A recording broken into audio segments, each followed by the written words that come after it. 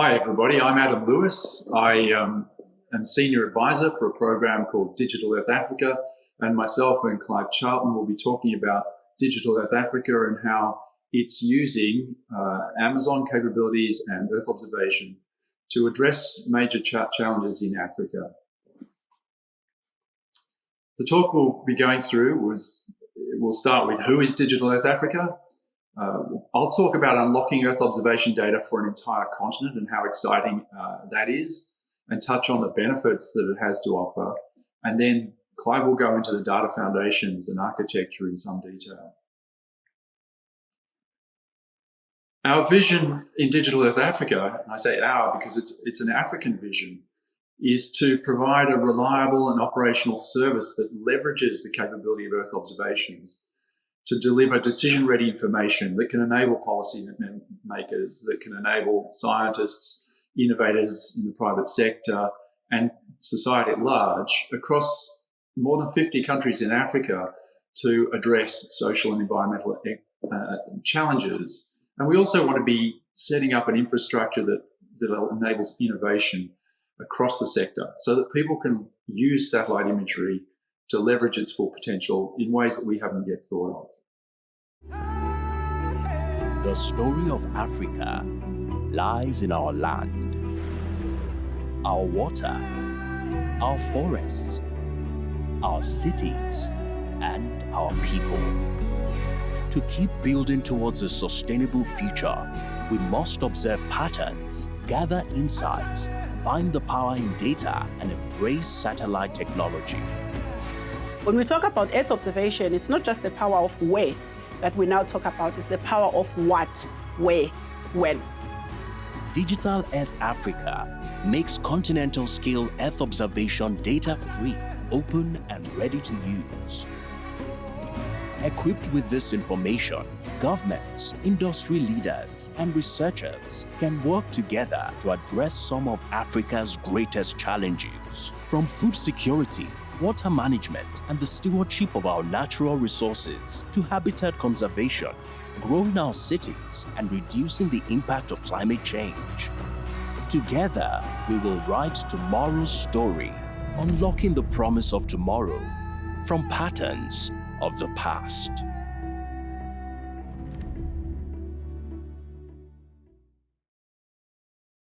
When I say we're working in Digital Earth Africa with a wide range of partners. We're involved with many players. Most prominent of those is AWS, in fact, which is the underlying IT infrastructure that's making Digital Earth Africa possible. But there are many players, and that's vital to success. Our network includes people. Digital Earth Africa is as much people and process as it is data and systems. Our people include an advisory board who are based from various institutions across Africa. We have a technical advisory committee that draws people from across the entire continent. We have employees who are based in Africa, in Ghana and Rwanda. We have a program management office based in Pretoria in South Africa. And we have 5 implementing partner organizations also scattered across Africa that are driving the uptake and the application and the delivery of Digital Earth Africa as a capability. My vision for Digital Earth Africa is that what we're doing is translating satellite imagery on the left of this image through open architectures like the Open Data Cube to deliver information that can help a whole range of people across all countries in Africa to address sustainability, to address their own agenda, the Agenda 2063, the Africa we want, and of course to address climate action. And climate action, as we all know, is preeminent at the moment and will only grow in importance. When we talk about satellite data, it's an interesting data set to work with. Satellite data is captured on a daily basis by satellites that orbit the Earth, and they usually pass north to south, and they capture data in strips, and then it's cut into images. And over time, those strips build up to cover the whole continent. Nowadays, that's only a matter of days before each area is covered by a subsequent satellite measurement. And the satellite measurements themselves go back to the 80s when Landsat series satellites were first operational and started to capture the whole globe. So there's an incredibly rich source of data there. However, satellite data is really messy. So working with these data, getting the value out is actually quite difficult. So here what we can see is an image of clouds over Mauritius. Mauritius is an island in the Indian Ocean. It's an African country. And you can see that each satellite image is characteristically really cloudy. However, what we do with our architecture is add up those satellite images through time. And so if we look at an integrated time for 1 year of Mauritius, we get this incredibly clear, clean image, which is called a geomedian. And that's done by picking for a whole year, there may be more than 50 images, and each pixel is looked at, and the best one is taken effectively, or the median pixel is taken, and it produces a very rich and usable data set. One of the uses that can be put to is in this next slide, which shows Mauritius. There's a bay in Mauritius where a ship was grounded in August 2020, and here we're seeing a time series before and after that ship was grounded. And so we have a capability with this geomedian product to look at what the baseline situation was, to observe the impact with individual images, and then through time afterwards to track the recovery. So that's the sort of thing that we can do with this rich data set of images. This is about 15 square kilometers, this bay, and obviously we can zoom out and see that. We can then zoom out and do the whole of Africa. So we're not just producing a product for a bit of Mauritius, we're producing the same product for the entire continent. So there's something like 2 million of those Mohoberg Bay areas in 30 million square kilometers of Africa. So there's 2 million times the opportunity to leverage that sort of information across the continent. It's not just images though, and this slide is one of my favorites. It's about, yes, really there's only one data set here of many different measurements. The simplest one we're looking at is surface reflectance, how much of the red light is reflected back from the land surface, how much of the green light and the blue light. But that then translates into many other measurements. So we can say here's a vegetation measurement showing where the green vegetation is versus the brown vegetation. Or we can say here is a water measurement taken from the same data set showing where the water is. Or we can turn it again and say here's the water quality, so indicators of the chlorophyll in the water. There's other instruments measure the surface temperature. So here's the surface temperature in the same area in the Sudan.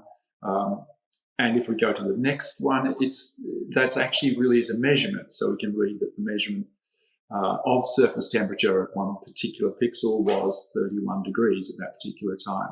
So it's quantitative data. Or we can go to other radar satellites and measure the surface roughness, which is a separate measurement altogether. We can also look at the variation in that. And here's a statistical image. So this is the variation in the land surface over a period of a year, something we call a geomedian or median absolute deviation or a geomag. And that's an incredibly rich source of information on its own. And then back to surface reflectance. So we have full continent, multiple measurements, a really powerful and exciting source of information. We also, as I said earlier, have a time series. And so if we can now go to any place in Africa, here we go to Egypt, looking at an area where they grow irrigated crops and these big circles. And what you're seeing here is the time series of how each of those cropped areas varies through time as a crop is sown and grown and harvested. So we can capture that dynamics. We can also study that statistically and turn it into products. So we can, rather than looking at one area, we can use machine learning across this full data set across all of Africa to learn where those cropped areas are in the continent. So here we've got down the same crop circles in the bottom right, moving through to the bottom left, a map of the cropped land area for Eastern Africa. And it's an incredibly detailed map. a 10-metre resolution. We're now rolling this out in DE Africa for the whole of the continent. And that feeds into agendas like food security. So knowing where the cropped areas are is the first, and how extensive they are, is the first step in estimating food security. So the next slide shows another one. So on the bottom right of this slide, we have the cropped area map, which in yellow, and showing some of the detail, incredible detail of that, because often fields in Africa are very, very small. On the bottom, on the left-hand side, we have a different continental product, which is called Water Observations from Space. That was, in fact, the first product we produced. And here, the colours indicate, over a period of time, how often, what the frequency of water on the land surface was. And that is an incredibly rich and powerful data set for many users, from understanding where floodplains are to understanding where the water resources are waxing or waning. And the next slide then shows that this extends across the whole continent, as I said earlier. What that means is that we can use that can be used anywhere on the continent. So here we're back in the Sudan looking at floods in September 2020. So if we can see where the surface water is, we can understand better where floodplains are, where particular flood events happen, and we can help to plan and mitigate and understand the response to those. We can go to the Rift Valley lakes. Now, there's been a really interesting issue in the Rift Valley over the last few years, where some of the Rift Valley lakes are actually proving to be much fuller than they have been in a long time. In the bottom left here, you're seeing the filling of this lake in Tanzania over time, and towards the 2020s, it suddenly expands a lot. And that then is bordering urban areas. But it's not just humans who are affected. On the right here, we've got a different lake, Lake Baringo in Kenya, which has filled to the extent that it's not just flooding people, it's also requiring the wildlife to be relocated. And the BBC ran a story on relocation of Rothschild giraffes off islands in Lake Baringo to conserve those giraffes. And the local people were using Digital Earth Africa and the imagery to understand the patterns through time of what had happened with water in those lakes. Other changes happen, coastlines change, and this is all captured in these satellite data sets. So here we're looking at the dynamics of the coast of Senegal, where there's really rapid changes in some of these sand spits, which are quite natural. And this one, there's nobody living on. But we can also go and convert that qualitative visualization of the change to very quantitative and specific mapping. So here we're looking at, this is something we'd like to roll out. We're looking for opportunity to roll out this product across all of Africa.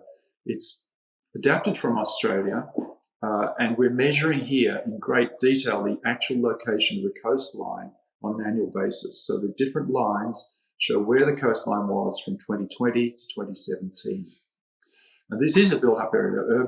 There are people living on these sand spits, and you can see quite large changes in beach loss and accretion. Those things feed through to people's lives. And in climate changing scenarios, we can expect different weather regimes, different coastal erosion effects, and those things affect people's lives across West Africa already in places like Ghana. So we can help provide useful information. Not all our information is about water, of course. There are other hazards and issues that are informed by the data.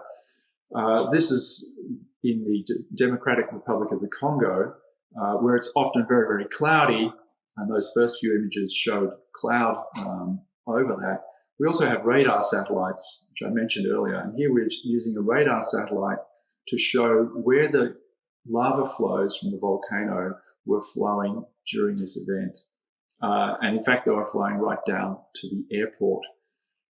This we're able, because we get the data updated virtually on a daily basis, we were able to provide imagery to the government of Rwanda, who was supporting the DRC, because there was a huge number of people being displaced by this eruption and these lava flows. And that takes me to where the impact lies. It's people who will deliver impact from these data sets. So we're setting up the data and the services to empower people. And this is a landscape of some of the people who are using Digital Earth Africa to innovate and produce information that is useful in their views. So they range from mapping forest fires in Mount Kenya, using data to understand wetlands and protect wetlands in Mozambique and the Okavango Delta, looking at how farming might affect water quality, looking at optimizing farming, looking at water in Lake Baringo, as I mentioned earlier, cane poaching, and pretty exciting to me is the use of the data to work with statistical agencies, co-developing use cases as a path to decision makers, where in Tanzania and also in Ghana, the data are being used by the national statistics agencies to develop information that governments can then act upon. So this is where the real excitement lies, that we have well over 1,000 users of our sandbox environment innovating and just defining ways to extract useful information from the data. If we can make that happen effectively, then there's billions of dollars of value to Africa to be had. A report by the World Economic Forum earlier in 2020 found that the potential of Earth observation data, if we can use it to make marginal improvements in the way in which agriculture is done, the way in which water is used, the way in which mining is regulated, and if we can use it to stimulate the spatial industry, then those three things alone have potentially $2 billion of value to Africa. And then, of course, there are other areas of benefit that aren't captured in this. And then there is the ability of these data to empower climate action. So there are billions of dollars of value to Africa and to the world through unlocking these data sets for Africa. That's the path that we're on. Technically, it's a really exciting path. This is all built upon analysis-ready Earth observation data pipelines.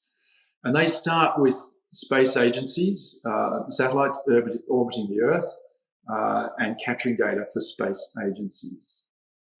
We then have fostered analysis-ready data pipelines, and we fostered those through the Committee on Earth Observing Satellites, which is an international committee that coordinates satellite data, and we've worked with other companies and groups like the United States Geological Survey to have the satellite community provide analysis-ready data, and then we bring that into Africa. We format it into cloud-optimized geotiffs. We add in the spatiotemporal asset catalog metadata, and then it's cloud-ready.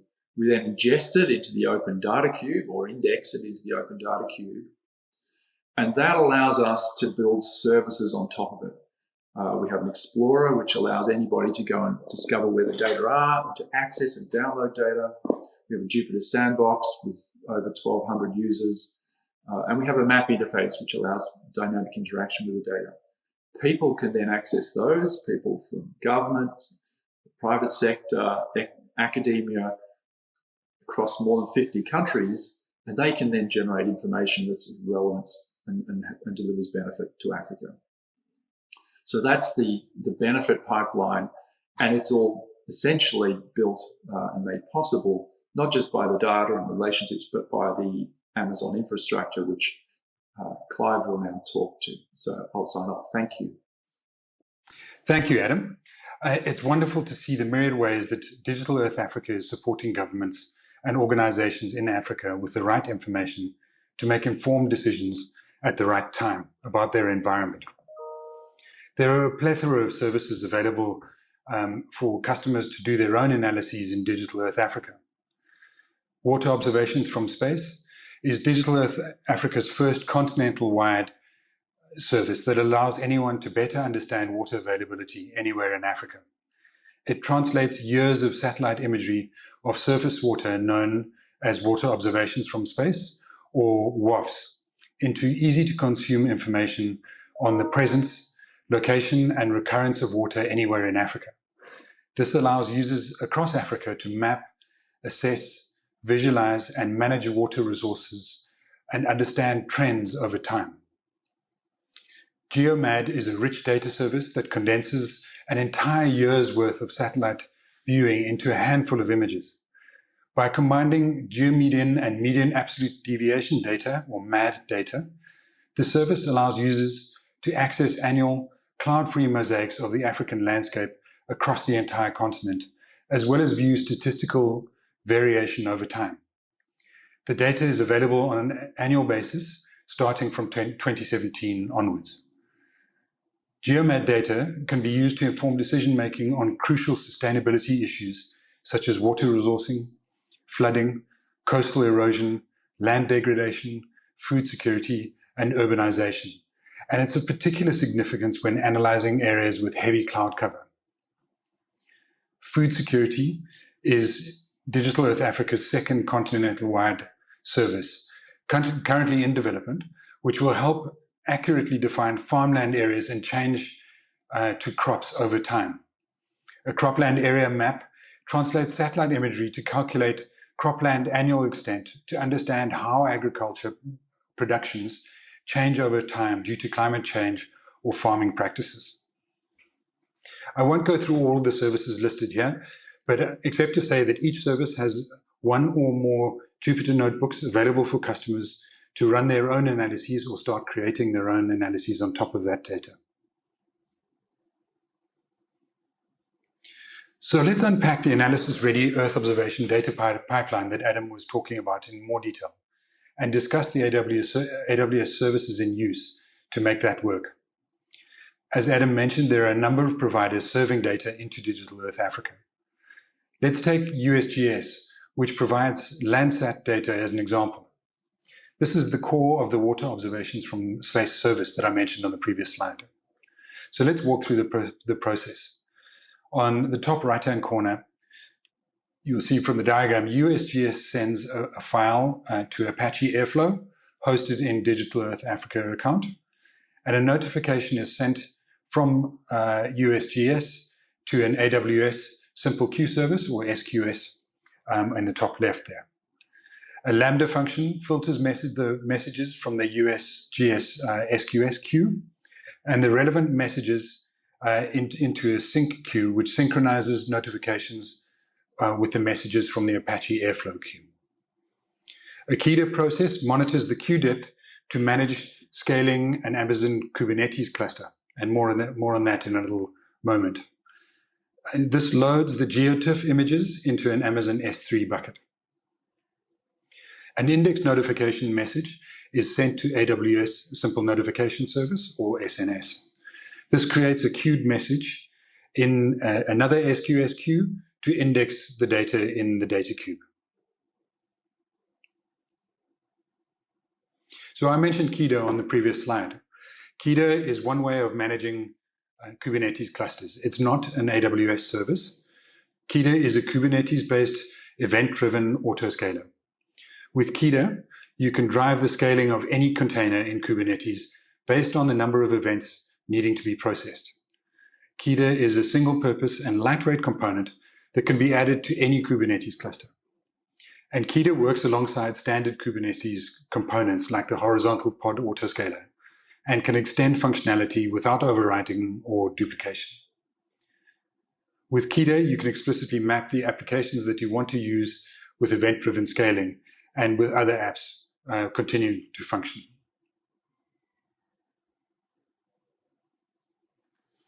Now, the choice of orchestrator is important, as this is a key integration point, for it will deeply influence the rest of the choices that you make. One of the most common requests we hear from customers is, help me decide which container service to use.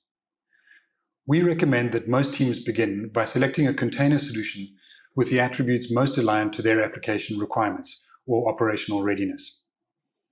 AWS customers have a choice of a fully managed container services, including Amazon Elastic Container Service, or Amazon ECS, and Amazon Elastic Kubernetes Service, or EKS. Both services support a broad array of compute options and have deep integrations with other AWS services.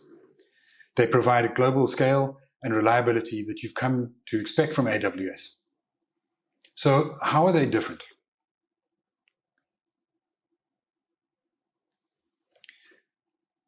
Digital Earth Africa chose Kubernetes, or EKS, for its vibrant ecosystem and community, consistent open APIs, and a broad flexibility.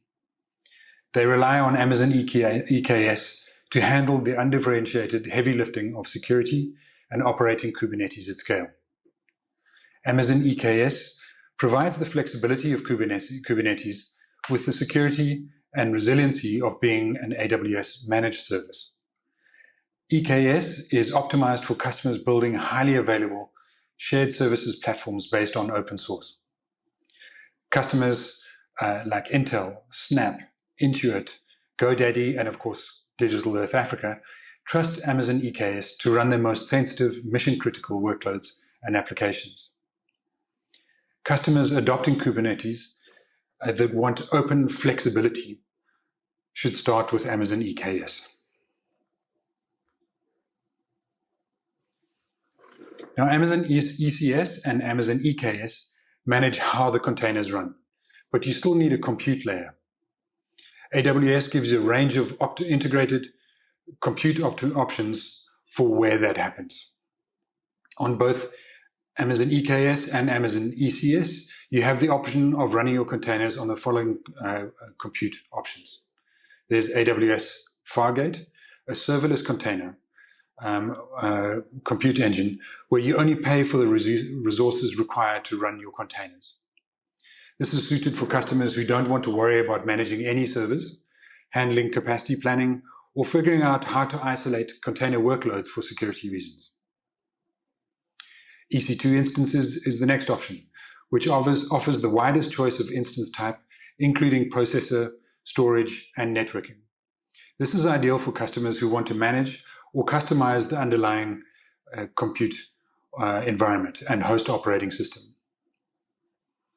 AWS Outposts is the option to run your containers using AWS infrastructure on-premise for a consistent hybrid experience.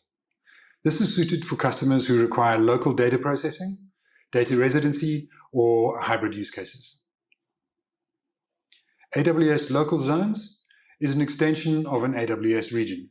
It's suited for customers who need the ability to place resources in multiple locations very close to their end users. AWS Wavelength is an ultra-low latency mobile edge computing. This is suited for 5G applications, interactive and immersive experiences, and connected vehicles, that kind of workload.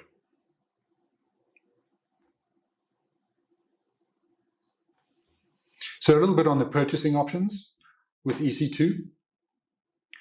On demand is a pay-as-you-go, no commitments, best for fluctuating workloads. Reserved instances are long-term commitments that offer big savings over on-demand prices, best for always-on type of workloads.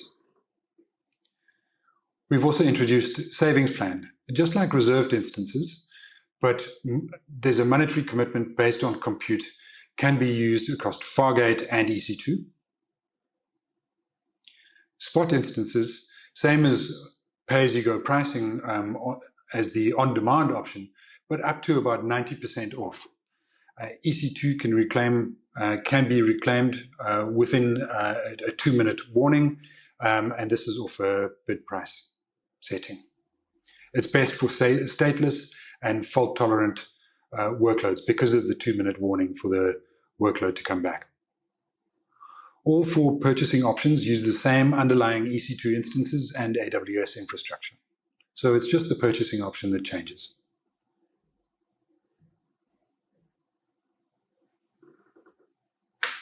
So with spot instances, you have low predictable prices. You have faster results. So you can increase your throughput up to 10 times because you can use more EC2 instances for the workload and the same price. And it's really, really easy to use. You can use right there from Amazon ECS or Amazon EKS for your containerized workloads.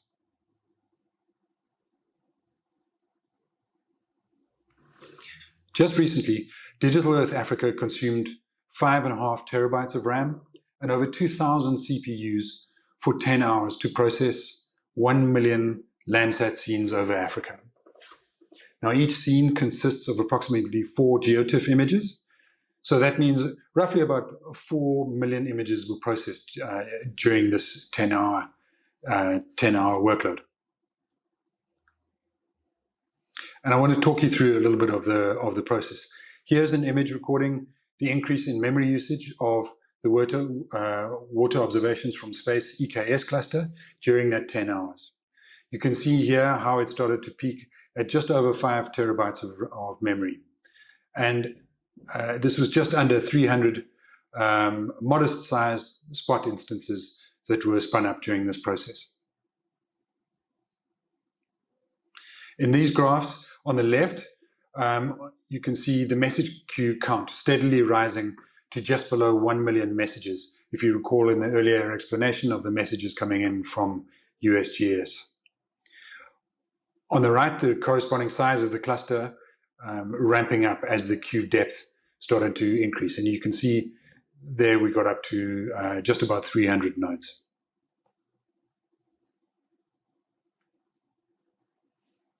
Using a connection pool in the Postgres database read replica, which is the orange line below, you can see it's a nearly zero load, which is great. This is indexing completed scenes. So we're reading and writing to the database at the same time without affecting the read process. So end users are not being affected. The blue spike you see in the graph is an hourly schedule summary processing, which is normal processing not related to the load of the images from USGS. Still, the reading from the database was unaffected.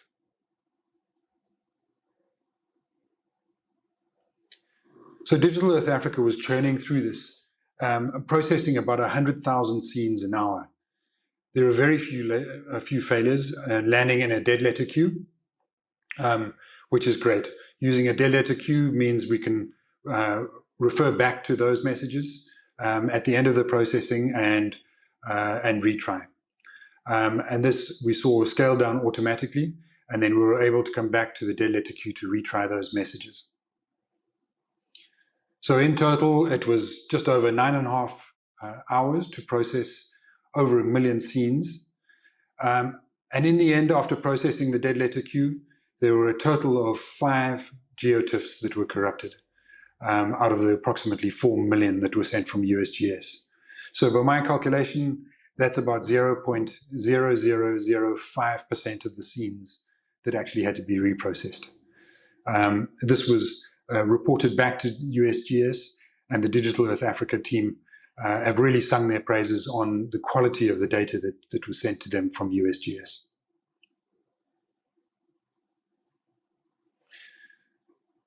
So in total, we processed 1 million Landsat scenes using approximately 300 nodes, 2,000 CPUs, 5.5 terabytes of RAM, processing 4 million GeoTIFFs, taking just under 10 hours. And this cost $700,